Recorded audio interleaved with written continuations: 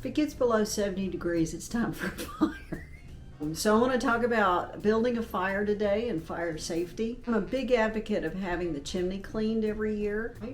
I've talked to a lot of chimney sweeps and they really think that you can burn anything as long as it's dry enough.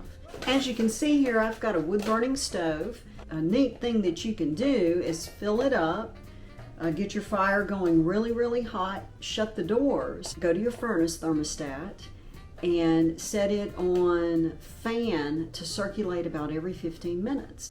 What will happen is that the heat from this part of the house will get pulled into your return, and then it'll distribute through the entire house, so it heats the entire home. One of the most important things you can do is open the damper. You don't open that damper, you're gonna have a lot of problems. So I'm gonna open my damper here. On a fireplace, it may be like up into the firebox. There'll be a latch or something that you can use to open that up. Whoa, this thing is clean. I had it all cleaned out. You can see here, just clean as a whistle. We got a little bug. What you doing down there, buddy?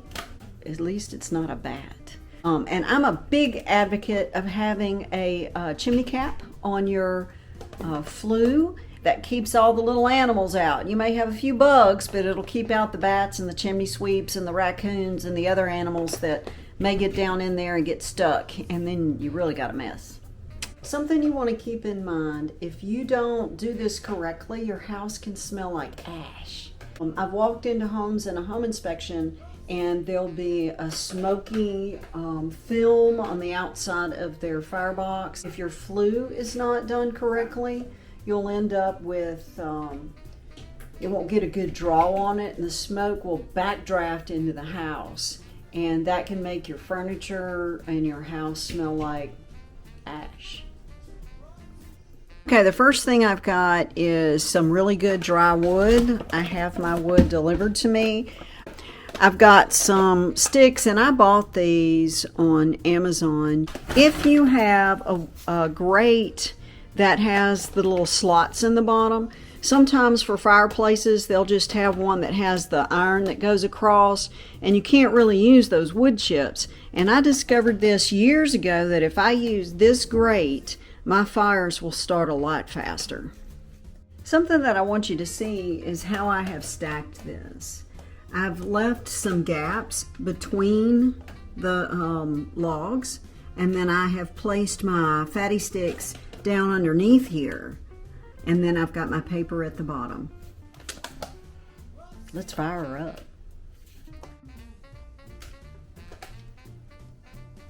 You can see this fire is going really well, and one match, that's all it took.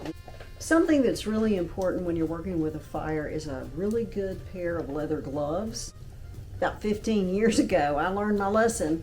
I didn't have on my gloves, and I went to put a log on the fire, and I fell into the stove. I probably should have gone to the emergency room, but I'm kind of stubborn and I didn't. But it burned a mark on my arm because I caught myself, and I also hit my head. So I fried my forehead and my arms. I had to sleep with my arm tied above my head to my headboard, because when I brought it down, the blood on that wound hurt so bad. I can laugh now, but let me tell you, I wasn't laughing then.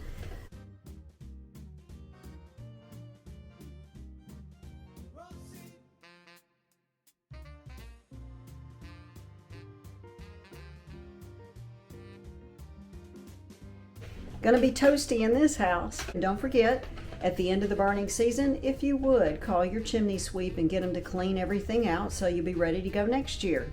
Please like this video if you would, subscribe to the channel, enjoy your fire, and stay warm.